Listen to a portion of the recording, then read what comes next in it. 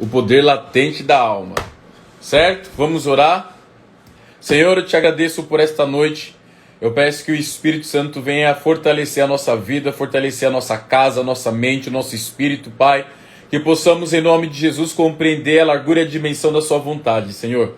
Fale com cada espírito, fale, Senhor, aos corações, fale às mentes, que a nossa alma venha se aquietar na sua presença, que a nossa alma, Senhor, venha, em nome de Jesus Cristo, descansar em Ti, Pai. Nós pedimos, Senhor, que toda a fortaleza da mente, toda a fortaleza das trevas que tenta impedir dos seus filhos ouvirem a palavra, não venha prevalecer, Senhor. Nós saímos de toda a atmosfera hostil e entramos agora em nome de Jesus no lugar celestial juntamente com Cristo, para nessa noite recebermos aquilo que o Senhor tem para nós. Em nome de Jesus, Espírito Santo, permaneça conosco. Amém. Amém? Bora lá começar então.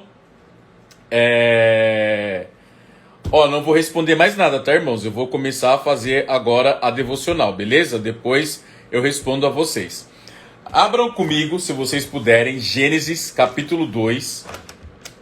Gênesis capítulo 2, versículo 7. Gênesis capítulo 2, versículo 7. Deixa eu pegar aqui. Gênesis capítulo 2, versículo 7. Diz o seguinte: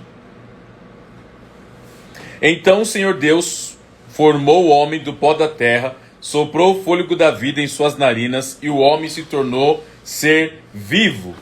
Então, o que acontece? O Senhor, Deus formou o homem do pó da terra e soprou o fôlego de vida em suas narinas, e o homem se tornou um ser vivo, ou seja, um ser vivente. A parte que fala, então o Senhor Deus formou o homem do pó da terra, isso se refere ao corpo humano. A parte que fala, então o Senhor Deus formou o homem do pó da terra, se refere à nossa carne, à nossa matéria, não é? Isso se refere ao corpo humano. E a parte que fala do versículo, soprou o fôlego de vida em suas narinas e o homem se tornou uma alma vivente, isso descreve como Deus deu espírito ao homem. Voltando. A parte que fala, então o Senhor Deus formou o homem do pó da terra, isso se refere ao corpo do homem. A parte que fala, soprou o fôlego de vida em suas narinas, isso se refere ao que Deus criou no homem, que foi o espírito. Deu uma queda aqui e já voltou, desculpa. Então, o que acontece? Deus, ele criou o homem do pó da terra, e a partir desse momento que Deus criou o homem do pó da terra, ele soprou o espírito, ele soprou o ruá dele dentro do homem, não é? Após o fôlego de vida ter entrado em suas narinas, o homem tornou-se alma vivente. O espírito é dado por Deus, a alma é uma alma vivente e o corpo é formado por Deus. Então o que acontece?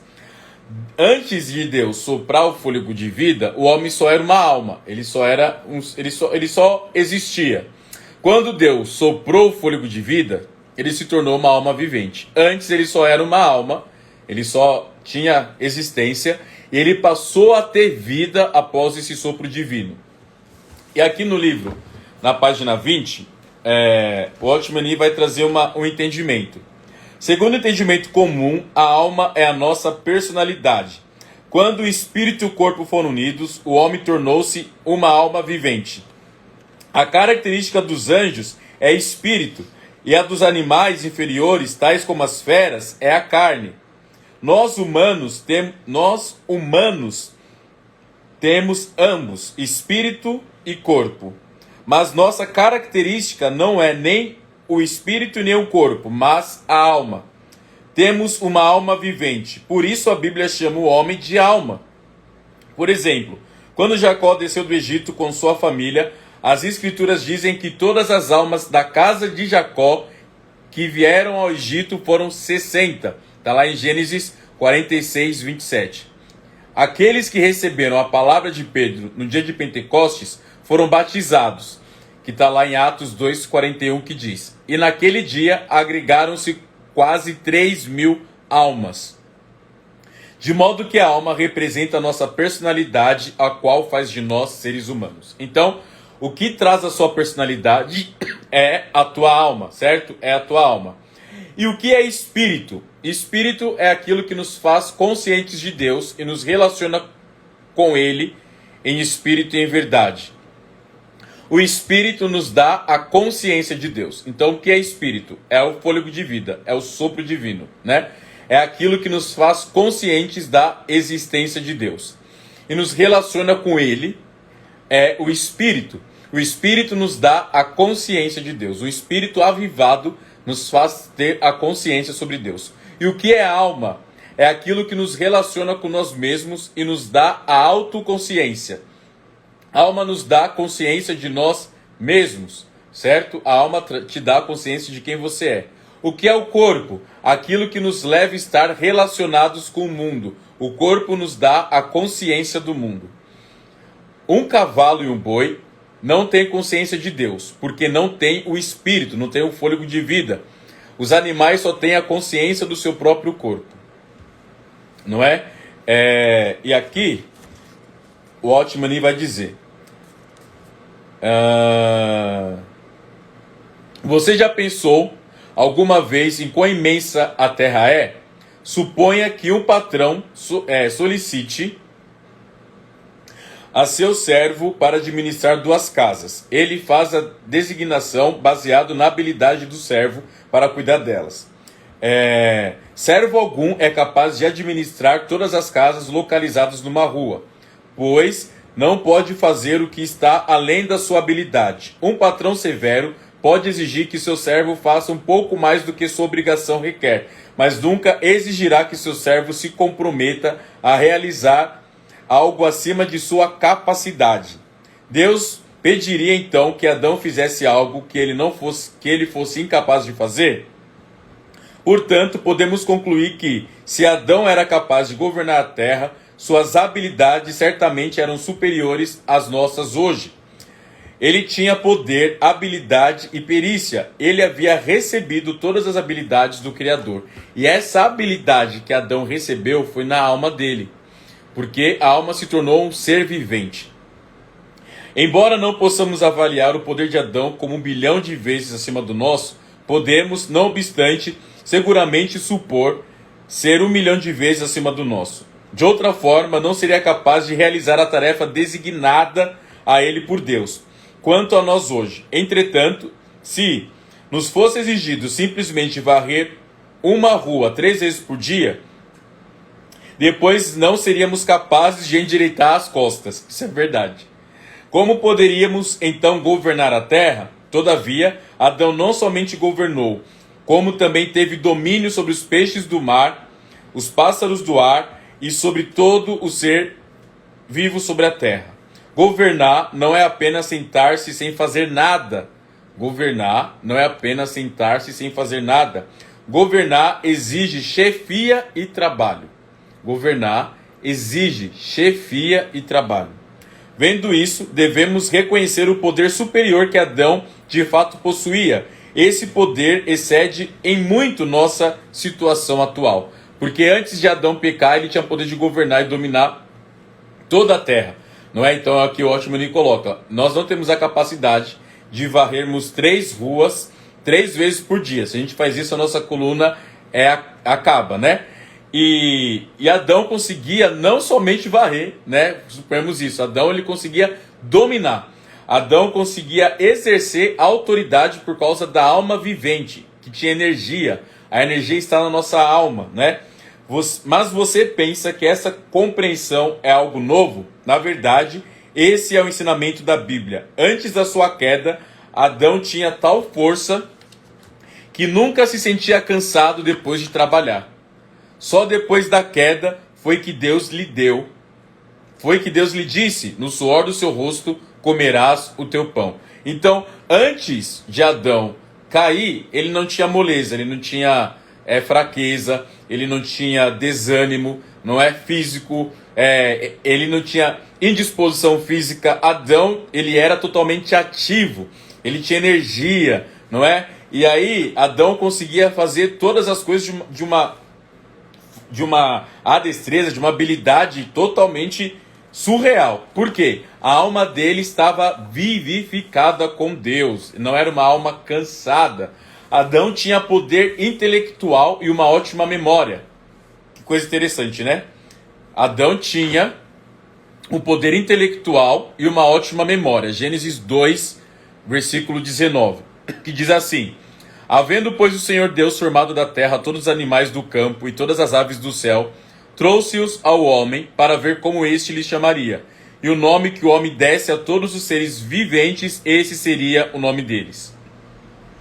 Isso não é maravilhoso? Suponha que você pegue um dicionário e leia o nome de todos os animais. Você não admitirá não poder reconhecer nem memorizar todos eles. Entretanto, Adão deu nome a todos os pássaros e animais.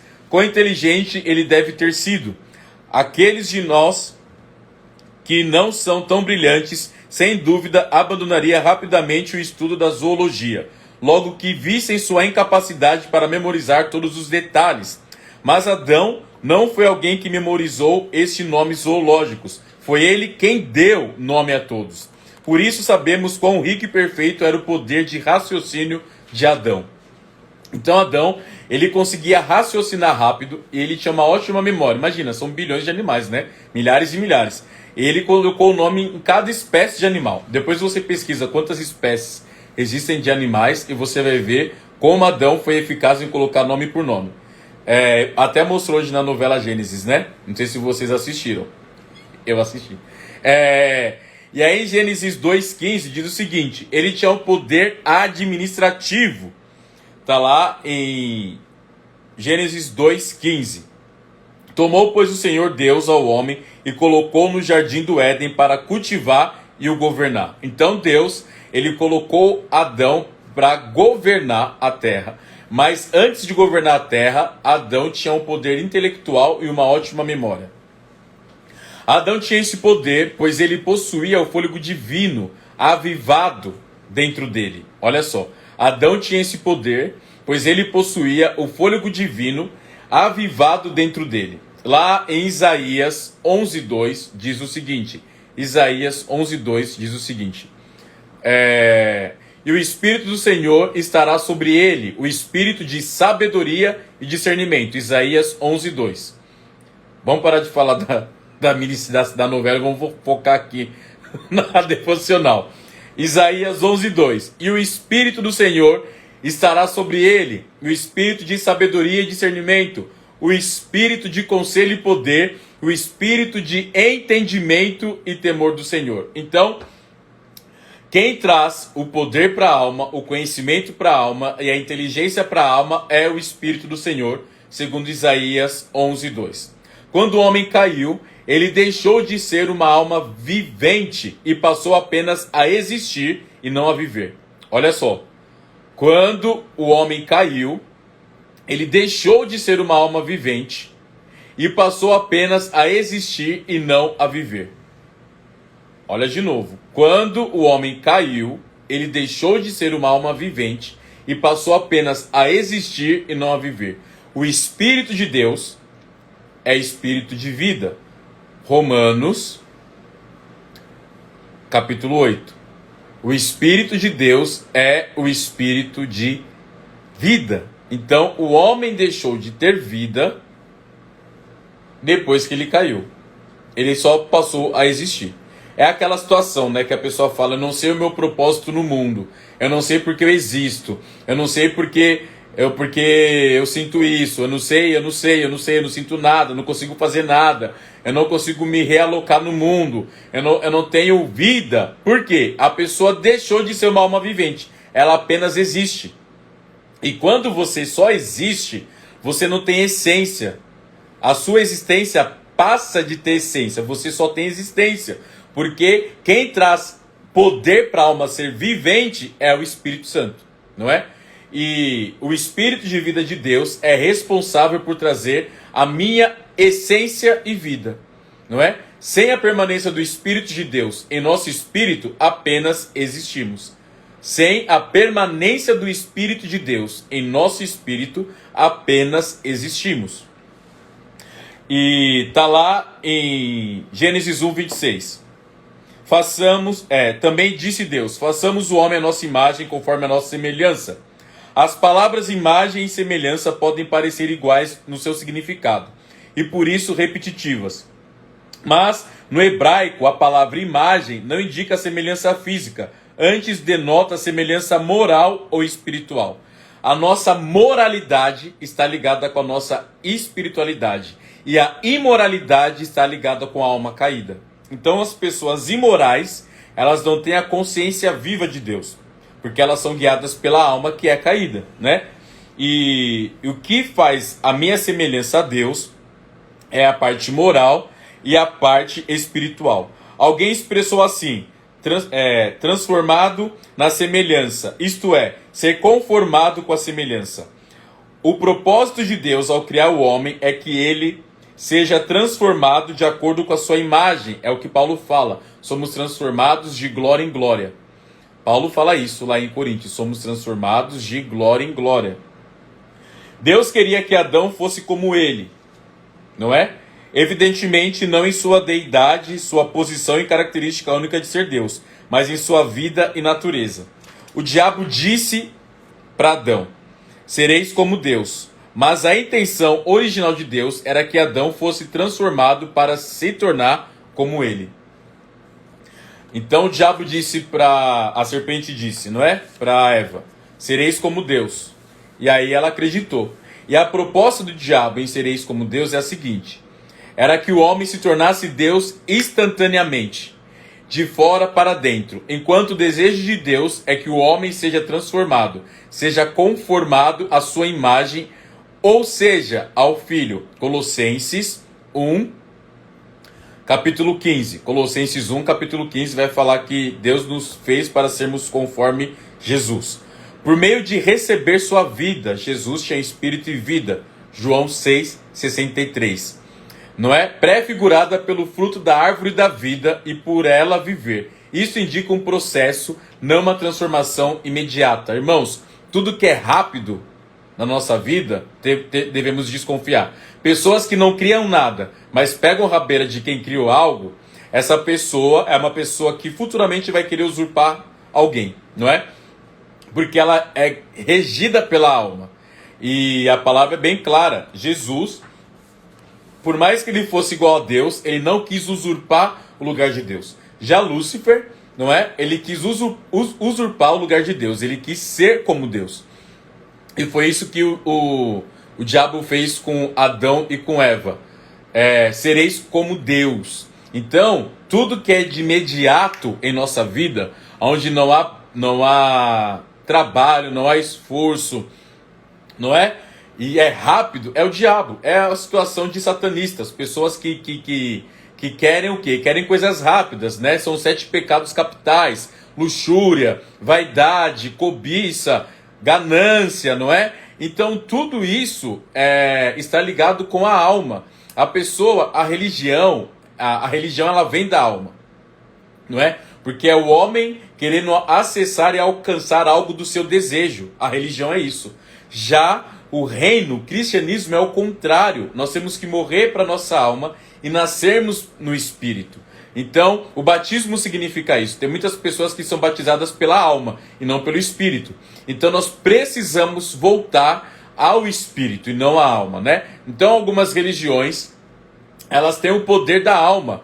Havia em Adão um poder quase ilimitado, uma capacidade quase miraculosa.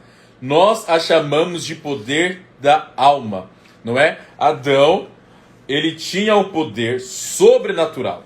E esse poder de Adão era um poder que estava ligado diretamente com a alma dele. Satanás deseja controlar o poder latente da alma do homem. Satanás deseja controlar o poder latente da alma do homem. Ele está bem ciente de que existe tal poder na alma do homem, o qual é capaz de fazer muitas coisas. Por isso, seu desejo é colocar esse poder sob seu controle e não sob o controle de Deus. Satanás quer usá-lo para seu próprio propósito. Seu alvo, ao tentar Adão e Eva no jardim, foi ganhar e controlar o poder da alma deles. Então, Satanás deseja controlar o poder latente da alma das pessoas. E aí ele gera religião, ele gera conflitos, ele gera guerra, não é? E aqui, tenho falado frequentemente sobre o significado espiritual da árvore do conhecimento do bem e do mal e da árvore da vida. O significado da árvore da ciência do bem e do mal é a independência. O significado da árvore do conhecimento do bem e do mal é a nossa independência a Deus. A tomada de decisão e ações independentes a Deus. Foi isso que Adão e Eva fizeram. Foram independentes de Deus. Além disso, o significado dessa alma diz-nos adicionalmente que a vida original de Adão era apenas uma vida humana e por isso precisava depender de Deus e receber a vida de Deus. Então, a árvore da vida é uma árvore que nos leva à dependência. A dependência de quem? A dependência do Criador, a dependência do Pai, a semelhança do Pai. Já a árvore do conhecimento do bem e do mal revela que o homem não precisa depender de Deus, mas trabalhar, viver e produzir frutos para si.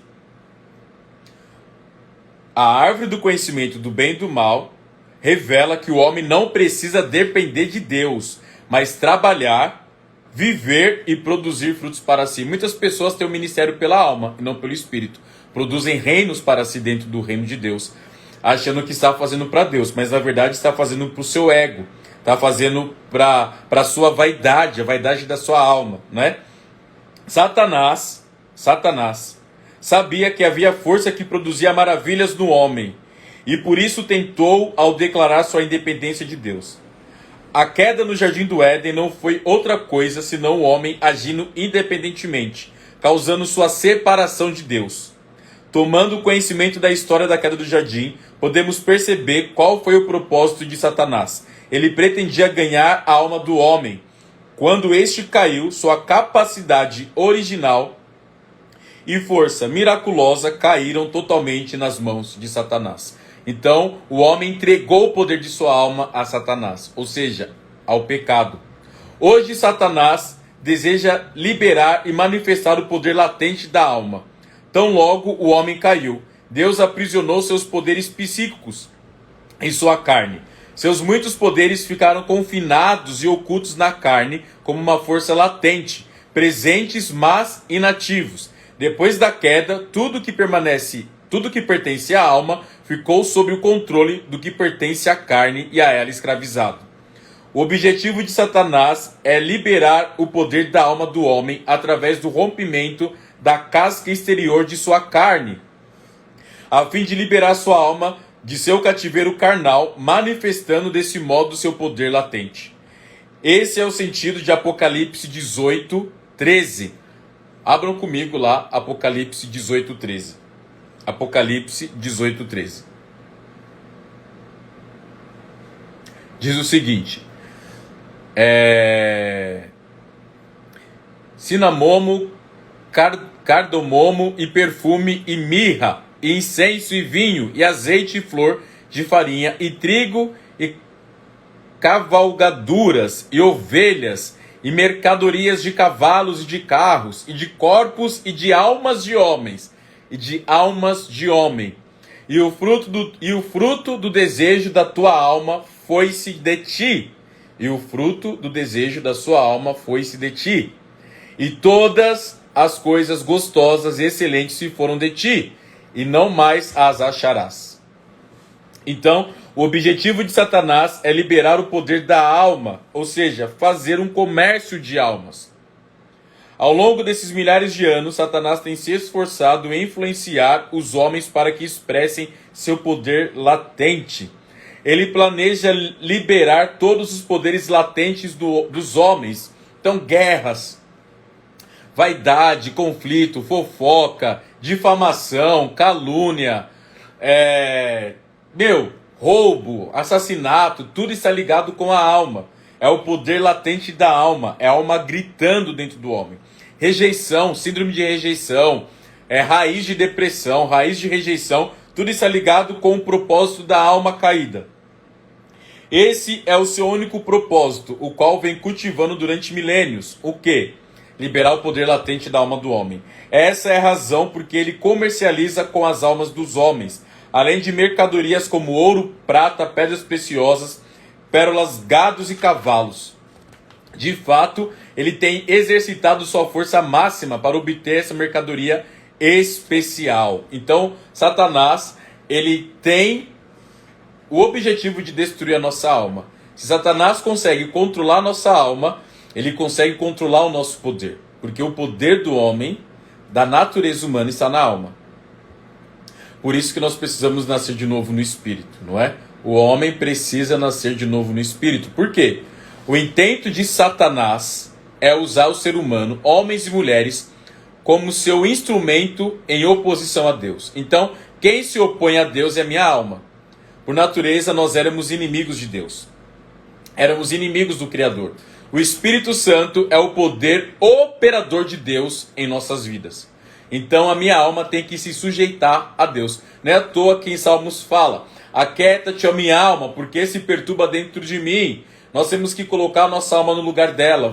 A nossa alma tem o Senhor, um Salvador chamado Jesus Cristo. Então Jesus, ele não veio instituir uma religião. Jesus veio salvar a nossa alma do inferno.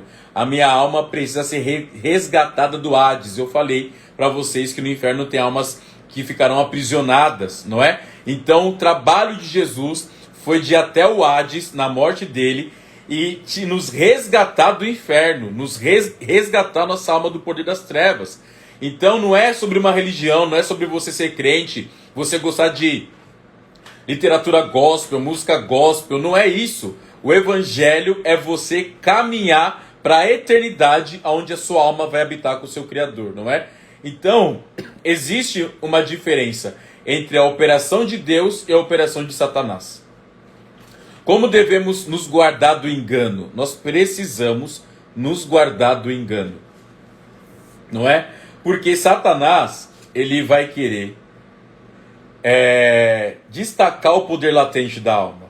Satanás, ele vai querer destacar o poder latente da alma. Irmãos, eu quero ficar falando de Satanás, tá? Mas nós precisamos abrir os nossos olhos, porque a partir do momento que você aceita Jesus Cristo como teu Salvador, você passa a ter um inimigo direto. E esse inimigo direto quer destruir, matar e roubar a tua alma. E o teu pastor, Jesus, quer te trazer vida e vida em abundância, não é?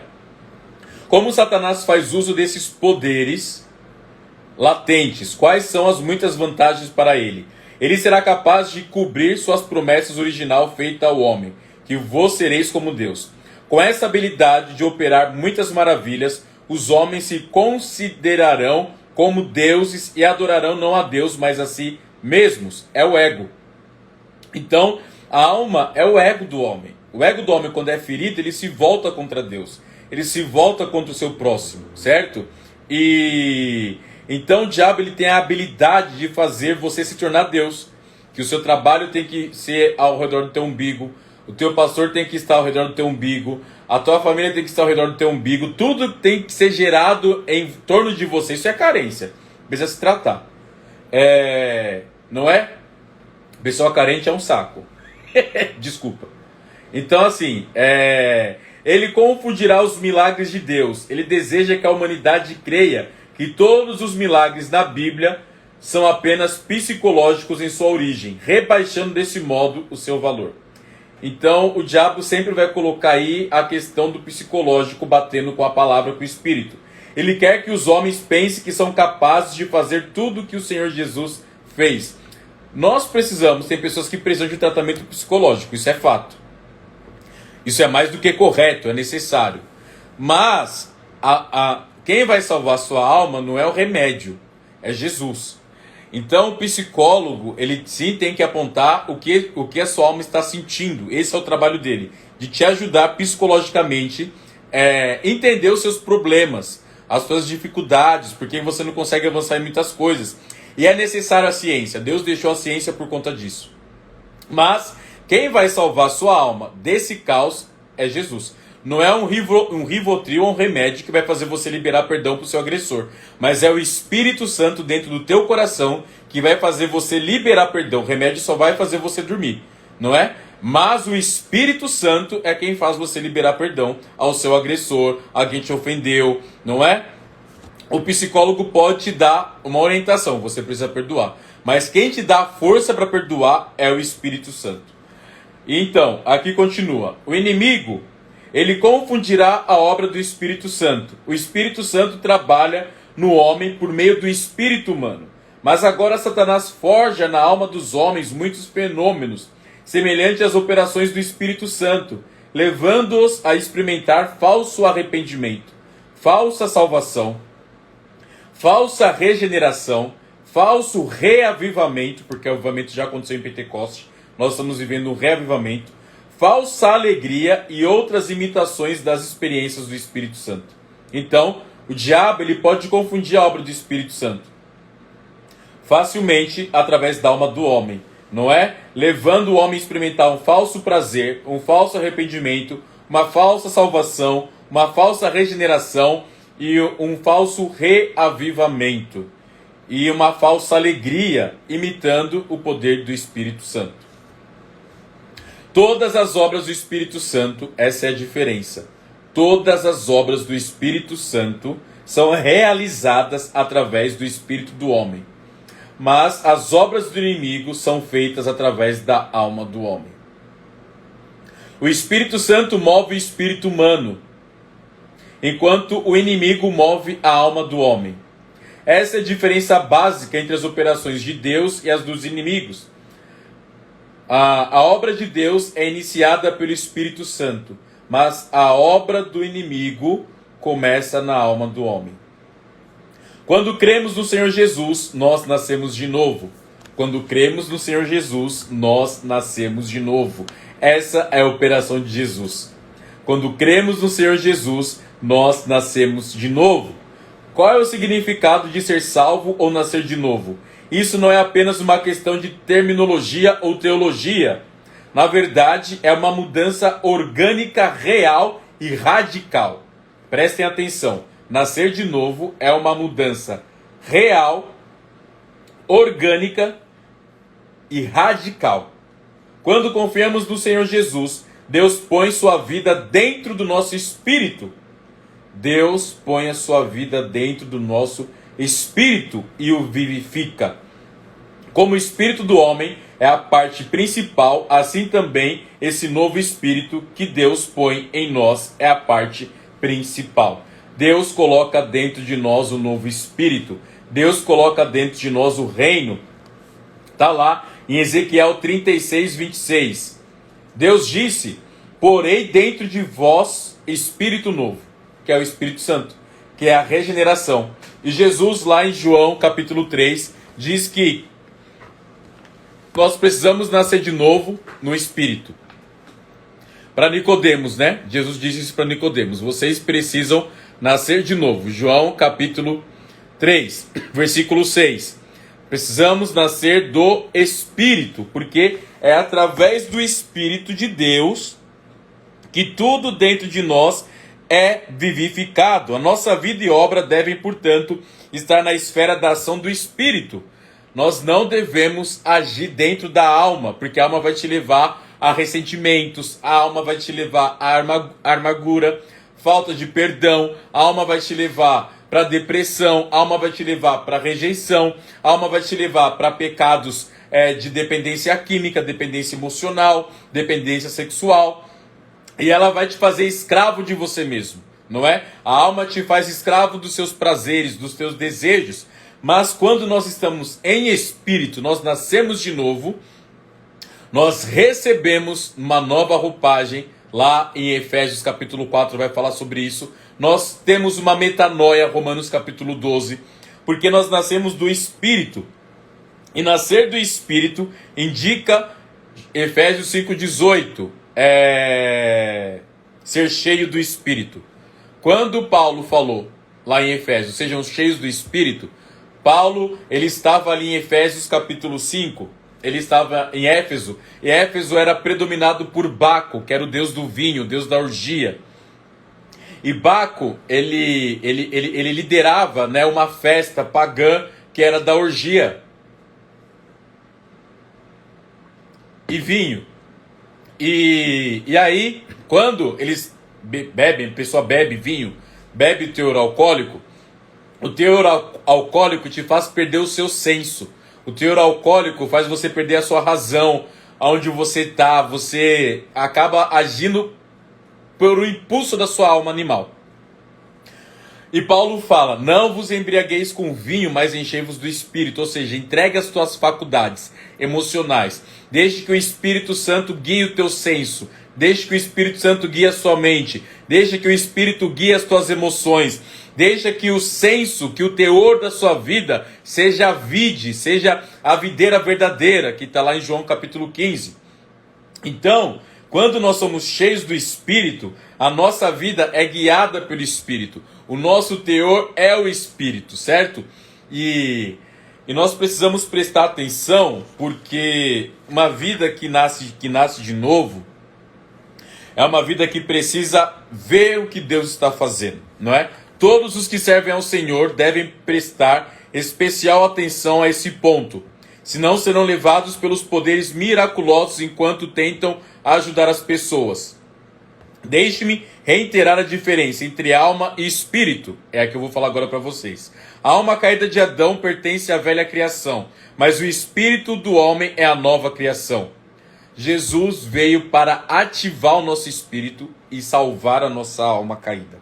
Deus opera com o espírito do homem, pois esse é a sua vida regenerada.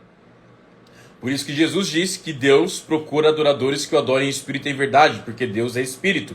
Sua nova criação. Satanás, por outro lado, edifica com a alma do homem, isto é, a alma caída de Adão, que é o primeiro Adão. Jesus é o segundo Adão.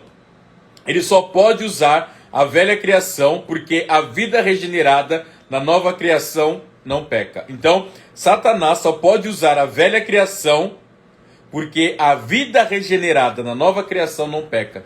Quem é nascido de novo não tem a prática do pecado, mas tem a prática do Espírito. E nós precisamos viver pelo o Espírito e não pela carne, não é verdade? E qual que é a influência da alma no corpo de Cristo? Qual que é a influência da alma no corpo de Cristo? Podemos julgar esse poder sob dois aspectos, o do pregador e o do auditório, ou seja, do líder, de quem prega, de quem ensina, de quem está à frente de uma comunidade evangélica cristã e de quem escuta, não é? Se o pregador confia em sua experiência passada, quando pessoas se arrependeram por meio de sua pregação e decide entregar uma mensagem segunda vez na expectativa de alcançar o mesmo resultado da primeira, ele está sem dúvida operando com seu poder psíquico, ou se procura despertar as pessoas contando histórias de arrependimento, novamente estará usando o seu poder da alma. Então, um pregador que acha que pregando a mesma mensagem, no sentido, tentando usar os mesmos modos, como se fala? Métodos, esse daí está sendo atuado pela alma, porque Deus ele não se enquadra a métodos, ele é novo. Onde Deus diz lá em Apocalipse 21 que Deus faz nova todas as coisas. Lá em Isaías também 43 fala que Deus faz nova todas as coisas. Esqueçam das coisas que passaram, eis que faço nova todas as coisas. Deus tem um espírito jovem, não é verdade? E Deus não usa métodos, Deus não é repetitivo, Deus ele é novo, o espírito é novo. Então, uma pessoa que fica usando sempre os mesmos argumentos, as mesmas coisas, essas pessoas estão sendo guiadas pela alma, porque quer alcançar o desejo humano. E irmãos, é sério, nós não precisamos ficar focados em alcançar o que as pessoas querem, devemos estar preocupados no que Deus quer. Por outro lado, se a atitude do pregador é semelhante à de Evan, o vaso de Deus no reavivamento no país de Gales, em 1904, então seu poder da alma é recusado, porque este servo do Senhor pediu-lhe para quebrá-lo, para quebrar seu poder da alma, para domar seu ego e bloquear tudo o que viesse dele. Aquele que ministra deve conhecer a diferença entre essas duas forças, deve ser capaz de discernir o que é feito pelo poder da alma e o que é feito pelo poder de Deus. A obra do Espírito Santo é tríplice: regenerar-nos, habitar em nós para que possamos produzir o fruto do Espírito, vir sobre nós para que tenhamos poder para testemunhar. Sempre que a Bíblia menciona o poder do Espírito, invariavelmente ela aponta para a obra de testemunhar. Isso se refere ao Espírito Santo vindo sobre nós, e não ao seu trabalho dentro de nós. Não é? Então o Espírito Santo, quando ele vem dentro de nós e quando ele vem sobre nós, nós vivemos pela capacidade do Espírito. O poder do Espírito Santo está além do seu controle humano. Nós não conseguimos controlar o Espírito Santo. Então nós temos que dar abertura para o Espírito Santo agir, trazendo cura, libertação, reconciliação, transformação, salvação, porque é o Espírito quem convence o homem da justiça, do juízo, do pecado. Não fica aí querendo converter alguém, porque esse trabalho é do Espírito Santo, esse trabalho é de Jesus. O seu único trabalho é orar, interceder e abrir a boca, mas quem faz de fato é o Espírito Santo. Então a palavra fala, não é por força e nem por violência, mas pelo meu Espírito, não é? Qual que é a nossa obrigação? Para ir para o final. Minha obrigação é pedir a Deus para amarrar a força da minha alma, isto é, meu próprio poder e ego. Devo obedecer a Deus absolutamente e o resto eu deixo que Ele faça. Nós precisamos entregar a nossa alma à dependência do Espírito Santo. Jesus, ele veio resgatar a nossa alma. E Tiago, qual que é a arma? Qual que é a 19ª arma? A 19ª arma é sujeitar a nossa alma ao Senhor. Sujeite a tua alma a Jesus. Olha, é muito lindo a gente falar que tem um Salvador, né? Afinal de contas, Deus amou o mundo de tal maneira que deu o seu Filho unigênito para que todo aquele que nele crê não pereça, mas tenha vida eterna. Isso é fato, isso é lindo. E Deus realmente amou toda a humanidade. Mas existe uma diferença entre Salvador e Senhor. Jesus precisa ser Senhor da nossa alma. Senão, a nossa alma vai para o inferno. Não adianta Jesus só ser Salvador. Ele salva você do caos. Mas ele precisa ser Senhor e Salvador. A nossa alma precisa estar debaixo do senhorio de Cristo. Senão ela vai para o inferno. A nossa alma tem que comer do fruto da vida, da árvore da vida, não do fruto do conhecimento do bem e do mal. As pessoas, elas têm a tendência de comer do fruto do conhecimento do bem e do mal, serem dependentes, não dependerem de Deus. As pessoas aprenderam a ser independentes. Eu vejo muito, ministrando, a pessoa falando, eu tive que aprender a guerrear sozinho, eu venci sozinho, eu superei minhas expectativas. São pessoas que se tornam independentes, não sabem se sujeitar. Alma rebelde não se sujeita. Espírito quebrantado se sujeita. Então, eu preciso deixar que o Espírito Santo venha me encher com a água, mais água, mais água, mais água, e transbordar. A minha alma precisa transbordar. O meu espírito, a minha alma precisa transbordar. E a minha alma só vai transbordar se eu encho o meu espírito com cânticos espirituais, orando, lendo a palavra, tendo uma vida de oração, que é um exercício, eu tendo uma vida de devocional, eu tendo uma vida de dependência.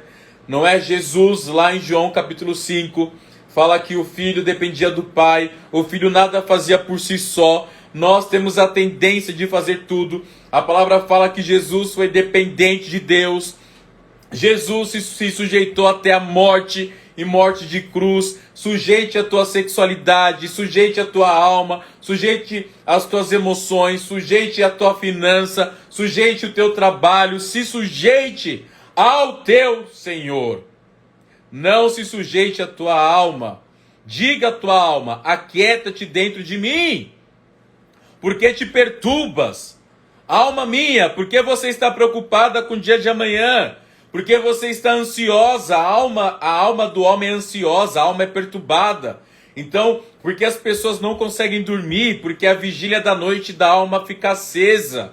Por que que fica acesa? Fica preocupada com o dia de amanhã. A tua alma não pode ser a tua inimiga. A tua alma tem que andar lado a lado com o teu espírito, sujeitos a Deus. Então, qual que é a tarefa tua? Hoje, finalizando essa devocional, orar. Pai, eu sujeito ao Senhor a minha alma. E faça isso diariamente. Sujeita a tua alma. A pessoa te pisou no pé, não sai xingando a pessoa. Sujeita a tua alma, Tipo, você tá com vontade de comer uma coisa gostosa. Olha só, uma vez eu tava falando sobre isso, né? E o Espírito Santo me fez lembrar algo. Eu vou finalizar com essa parábola, né? Não é parábola, mas com esse ato figurativo. Eu estava numa guerra contra a minha alma, mas uma guerra terrível, mas assim, terrível. Era implacável, era uma guerra implacável.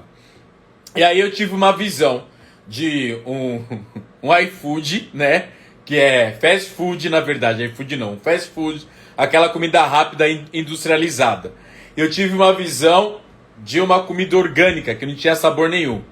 Aí o Espírito Santo falou assim: o mundo é o fast food, ou seja, é o hambúrguer rápido, é o milkshake rápido, é o que dá prazer para sua alma. Apocalipse 18. O meu reino é a comida saudável. O que você prefere? Trazer vida para o seu corpo ou trazer gordura para o seu corpo? Eu falei, uau, Jesus, obrigado.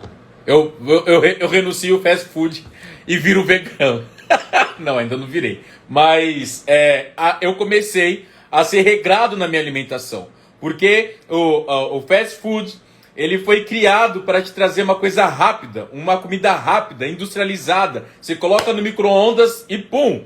Mas isso gera uma destruição para o seu corpo, não é? Para o seu corpo, a alimentação gera uma destruição. Tem crente que fala, eu não peco, mas tem glutonaria.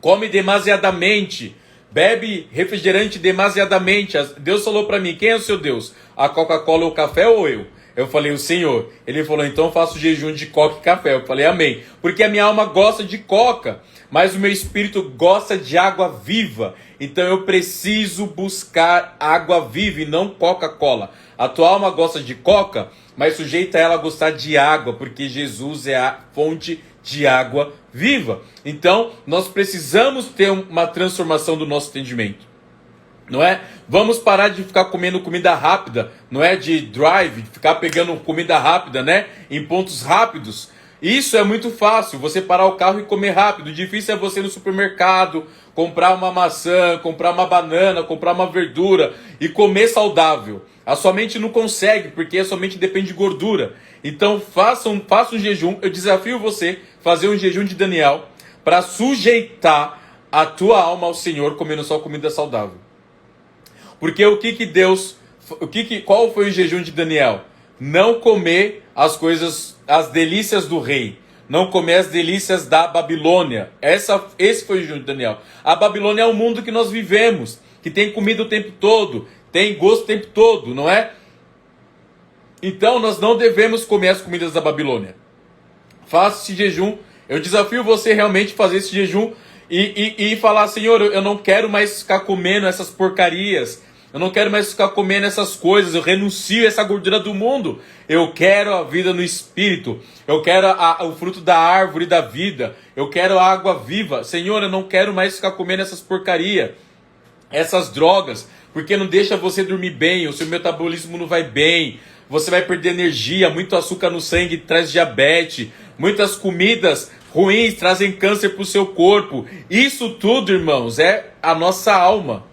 Mas nós somos templo do Espírito e não da alma. A sua alma tem que se sujeitar ao Espírito.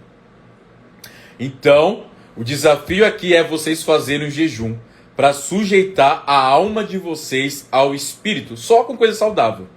Só coisa saudável. Uma vez, eu tenho um amigo que trabalha comigo, acho que todo mundo já deve conhecer, chamado Mateus. E aí, a gente estava indo comer, e aí eu falei para ele, isso daqui é vegano. E aí a gente foi comer coisas veganas, porque o meu paladar mudou. Se vocês saberem as minhas coisas, eu tenho muitas coisas veganas. Até leite vegetal comecei a tomar, por causa da indústria de leite, que é um tráfico e acaba com os animais, não é? Eu comecei a tomar leite de vegetal. Depois até passo para vocês. Mas isso não é nova era? Não, isso é você cuidar do seu corpo. Eu estou falando que você vai deixar de comer carne. Eu estou falando que você precisa cuidar do templo do Espírito. A tua alma, não sujeita a Deus, destrói o templo do Espírito, que é o seu corpo. O teu espírito sujeito a Deus transborda na sua alma e a sua alma come feliz. Vocês entenderam? Alma feliz é depender de Deus. Então, largue essas porcarias que o mundo oferece, como se diz? Esse banquete de Nabucodonosor. e comece a comer o que o Espírito te oferece. Água viva, pão da vida, vinho novo, amém? E eu incentivo, irmãos, depois, amanhã, eu posso até colocar para vocês o que eu como de coisas saudáveis e tal, como que Deus falou isso comigo, né? Eu vou abrir para vocês, tive que fazer uma cirurgia, porque eu tava com uma gordura localizada, muito rígida e não tava saindo. Eu tava ficando doente, e o Senhor falou para mim, você está vivendo pela alma, você está comendo as iguarias do mundo, pare de fazer isso e viva do Espírito. O Espírito de Deus é saudável. Você vai dormir bem, você vai ter uma disposição para trabalhar, a sua alma vai ficar feliz, o teu corpo vai agradecer, não é verdade? É matar a carne. Vinde após mim. Quem quer vir após mim, negue-se a si mesmo, negue as comidas gordurosas do mundo e aceite o banquete dos céus. O Senhor coloca uma mesa. Salmos 23, ele prepara um banquete, ele prepara a vida, não é? E eu conheço muitas pessoas que falam, mas eu não peco, mas você está destruindo o teu corpo, você está pecando contra o Espírito. Então vamos, sujeitar corpo, alma e espírito ao Senhor. Para finalizar de verdade agora, que eu vou fazer aqui o negócio do livro, vamos ler aqui 1 Tessalonicenses capítulo 5. 1 Tessalonicenses capítulo 5. Diz o versículo 23, diz assim: E agora que o Deus da paz os torne santos em todos os aspectos. E agora, 1 Tessalonicenses 5, 23. Que o Deus da paz os torne santos em todos os aspectos e que o espírito, a alma e o corpo de vocês sejam mantidos irrepreensíveis até a volta de nosso Senhor Jesus Cristo. O teu corpo tem que estar irrepreensível até a volta de Jesus Cristo. A alma também, o espírito também. Vocês estão comigo? Então, que o teu espírito seja totalmente sujeito à vida saudável. O teu corpo também, para que você possa ter muitas experiências com Deus. Amém? De novo, irmãos, estou falando para você virar vegano ou vegetariano, pelo amor de Deus. Estou falando aqui para você ser regrado e tomar cuidado com o que você come, porque você vai ter que prestar conta para Deus da tua alma e do teu corpo. Então, vamos vigiar. Amém? Que Deus abençoe vocês. Vamos orar. Em nome de Jesus. Senhor, eu te agradeço por este tempo, Pai. Eu peço que o teu Espírito Santo venha nos ajudar. Pai, que o Senhor venha controlar a nossa alma, que o Senhor venha controlar, o Pai Celestial, o nosso corpo. Deus, que a nossa alma venha ser sujeita ao senhorio de Jesus, que nós possamos nos sujeitar ao Senhor da nossa alma. Pai, que o nosso espírito venha ganhar força com o teu espírito e que a nossa mente venha ser avivada e transformada para a sua glória, Senhor. Livra-nos, ó Pai, dos banquetes desta era, desta terra, da Babilônia, e nos dê verdadeiramente o banquete dos céus. E que nós possamos renunciar ao poder latente da alma, que é pecar contra ti, na forma da religiosidade. E que o nosso espírito venha realmente ser regenerado e sermos transformados de glória em glória, em todos os aspectos, para o nome de Jesus. Amém. Amém, irmãos?